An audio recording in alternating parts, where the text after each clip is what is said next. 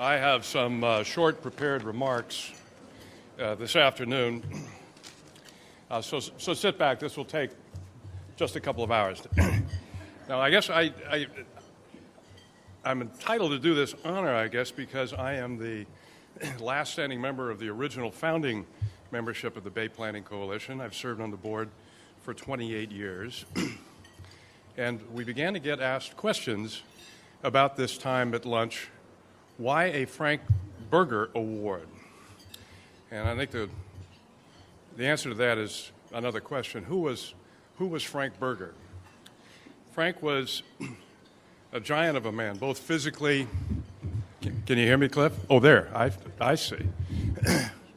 Frank Boerger was a giant of a man, both physically and in his contributions to this Bay Area. Frank was born in 1922 in South Dakota. He entered the Army in 1943, served as an enlisted man during World War II for 2 years, then enrolled in 1944 at the United States Military Academy at West Point, where he graduated as class president with his younger brother in 1947. He had a distinguished career in the Army, serving in World War II, as well as Korea and Vietnam, and he finished out his career in 1969, having served 3 years as Colonel DeSuro's predecessor as the San Francisco District Commander of the Corps of Engineers. For the last 16 years of his life, this is just an example of the kind of citizenship that he exhibited throughout his life, his military life, his post-military life. For the last 16 years of his life, he was the unpaid chairman of the Citizens Advisory Committee for the Golden Gate National Recreational Area. This is between 1974 and 1990. And if, for those of you who are old enough to remember those contentious days, you can imagine what a thankless job that was. Frank attended more than 100 meetings, and he never missed one. In 1982, Frank and his successor and good friend, Charlie Roberts, and I spoke with Charlie Sunday, Colonel Charles Roberts. I don't see him, so maybe he wasn't able to make it. Len, have you seen Charlie? No. In any event, Charlie Roberts had been San Francisco District Commander. San Francisco District Commander, is that better? Succeeding Frank between the years 1969 and 1972. In 1982, each was in a different position. Charlie was the chief of engineering at the Port of Oakland, soon to become the director of the Port of Oakland. Frank was in private practice with Harding Lawson Associates and was doing such things as architecting the John Baldwin Ship Channel. The two of them decided that the time had come for an organization such as this. They called me, a handful of other people, John Jacobs of the San Francisco Chamber of Commerce, a number of other people, and this coalition was formed. Charlie Roberts was elected our first chair and served for 3 years. Frank then served the next 4 years. And then Frank called me one day. Frank was like a big brother, as for those of you who remember him, to so many of us, inculcating a sense of the need to give back to the community and not merely take. Frank called me and said, well, Charlie's done this job as chair of the organization for 3 years. Frank, I've done it for 4. It's time for you to take over. And I said, all right, I would. So on July 18th, 1990, we had a board meeting at the Port of Oakland, our traditional setting for board of directors meetings. And the formal vote was taken. I was in the middle of trial in Stockton, John, as a matter of fact, for Fritz. And so I traveled from Stockton to Oakland for the board meeting. I brought along a case of champagne. The formal vote was taken. Frank handed me the gavel. And I did something very uncharacteristic of me. I began to speak seriously about Frank Boerger, who was standing right next to me, this big bear of a man. And I began my remarks by saying, all too often, a man says what he really feels about another man, that is his affection, his respect, indeed his love, only on the occasion of that other man's funeral. And I don't want that to happen, so let me tell you about Frank Boerger, the man. And I waxed serious, very hard for me to do. I waxed serious for a few moments until I noticed that a tear was streaming down Big Frank's cheek. And I had to stop and become the wise ass that I usually am. And we finished that, toasted Frank, and I went back to Stockton. After a day in court that following day, I checked in the office. This was, as I recall, pre-email, pre-voicemail. And my secretary said, I have something very sad to tell you. Frank Boerger died last night in his sleep. So at our next board meeting, we thought about Frank, how much he had meant to the Bay Area, to his family, of course, his 5 children, and to our organization. And we thought we would keep his memory alive by giving an annual award in his name. And hence we have the Frank Boerger Award. And I'm very pleased to say that the presenter of the Frank Boerger Award today is the Division Commander of the Corps of Engineers, South Pacific Division, Colonel Bill Leedy. His full biography is in your pamphlet, but I would point out it does not say that Colonel Leedy attended West Point. It tells you that he taught there later, but he attended West Point and graduated from West Point in 1987, 40 years to the day after Frank Boerger graduated. Colonel Leedy, would you do the honors, please?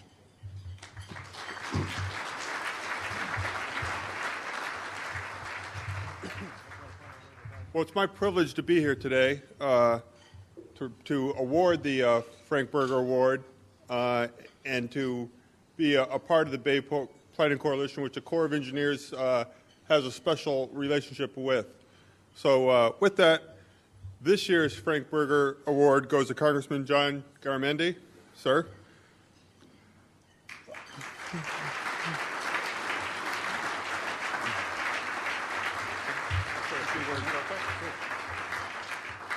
Congressman Garamendi has over 40 years of public service. Began in 1968 with the Peace Corps, serving in Ethiopia. From there, and I'll just highlight some of it, 16 years in the California legislature, culminating in Senate Majority Leader. Elected to the California Insurance Commission, and did that for quite a while, and then a break in that service under President Clinton. Was appointed Deputy Secretary of the Department of the Interior, then came back to the California Insurance Commission, and then a Lieutenant Governor of the state of California, and then in 2009 elected to the U.S. House of Representatives, California's 10th District. Quite an impressive biography, but that alone does not get you the Frank Boerger Award, sir. During those 40 years of public service, has always been a great member of the state of California, roots in California, roots in the Central Valley, and understands what I think this organization represents is the working together of economic vitality and protecting the environment, and the understanding that both are important and they don't have to be mutually exclusive, but rather one can strengthen the other. So for that, sir. Thank you. Colonel, thank you very, very much. Thank you. And you have the stage later.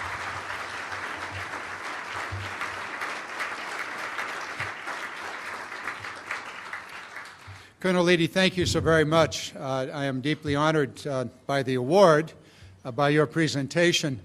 As I was looking at the screen here, I said, I knew that guy. I remember him. I remember the work that he did and remembered his leadership. It seemed like it wasn't so long ago, but Colonel, you reminded me 40 years. It's been a while.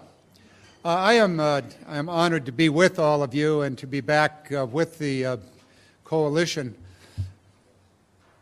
I was just in an interview out there for your website, John, and that question was asked, why is this important? And I didn't have much time to think about it. The tape's rolling, you got to. And I think what I should have said is that my district's on the east side of the hills. And when I come through the Caldecott Tunnel on Highway 24, and as you leave the tunnel, take the curve, and suddenly the entire bay is before you. You know, San Francisco, the Bay Bridge, the Golden Gate Bridge, and up into the Richmond area.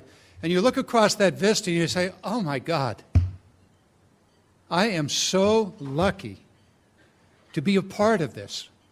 There's no place like this anywhere in the world. And I think many of you have been many, many places in the world.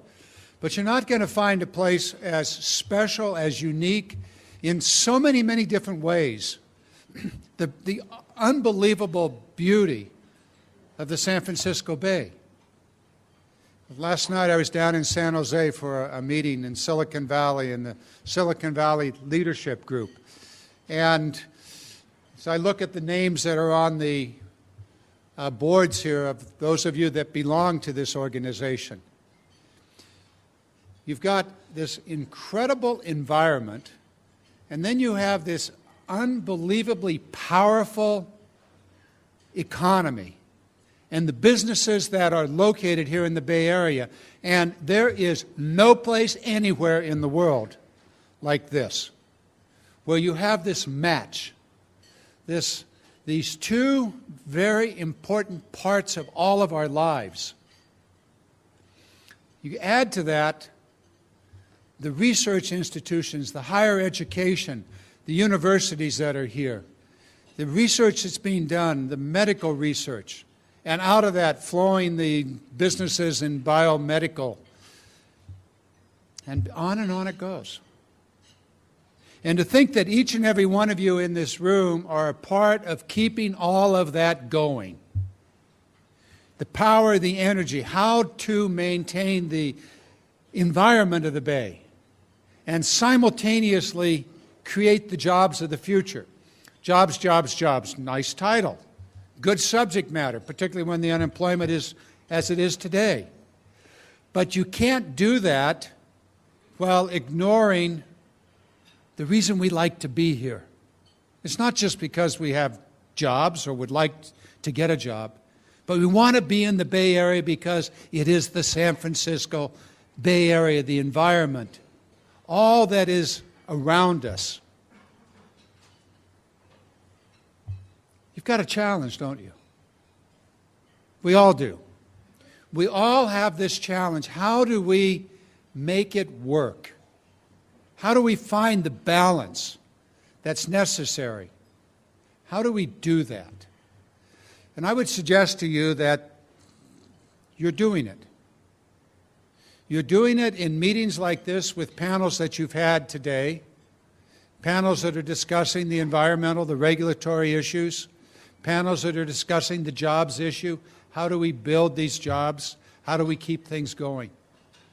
Those discussions lead to the solutions that all of us search for. It's a give and a take. It's achieving a balance. And when we fail to find that sweet spot, that place where, yeah, this will work. When we fail, something bad is going to happen. Maybe it'll be a lost employment opportunity for one dozen or 1,000 or more. Or maybe it'll be the destruction of something that's very precious that'll never be available to future societies. And that may be a part of the bay. It may be the ecology. It may be a mountainside or a hilltop. But that balance is what all of you in this room are all about. And I would suggest that you never lose that task, lose sight of what it is that this coalition is trying to achieve. How to maintain the incredible nature, the natural opportunity that was presented to each one of us and to those who came before and to those who will be here tomorrow. How to maintain that and still have the most dynamic, growing economy in the world. It can be done. And I would suggest to you that there are about 5 things, maybe 6, that we need to keep in mind if we're going to achieve this. First of all, it's not on the top of your agenda, but you ought to put it there. and that is that in this area you have the best education system in the world. You've got the foundations. You've got some great schools, from elementary all the way through the most advanced research institutions in the world. But that education system is the economic engine of this bay. And as we go about our task, as we go about our daily task, we must never lose sight of that. Because without that, there would not have been a Silicon Valley, there would not be the biomedical, there wouldn't be much here. Probably, I don't know, we'd be growing prunes in San Jose. So education. Secondly, as part of that is the research that takes place here in this area. You step back a moment and just think about the research that's available to each and every business, whether you are an oil refinery north of here, or whether you are operating in the Silicon Valley or making software. The research institutions in the Bay Area are the best in the world and the highest concentration anywhere in the world. Stanford, UCSF, UC Berkeley, the Berkeley Labs, Lawrence Livermore, Sandia, the Joint Biotech Laboratories in Walnut Creek, and for those of you that like to travel a few miles on the way to the skiing or Tahoe, UC Davis. And then the private research institutions that are part of that. This is an asset that this Bay Area cannot allow to be diminished. Because together with the educated workforce and that research, you then have the third element, which is you have the opportunity to make things that are new, that are highly desired, that people have to have. Manufacturing matters. We must never, never lose sight of that, because that is the driver of every economy. Lose your manufacturing, you lose the ultimate strength of your economy. And we have lost a lot of that.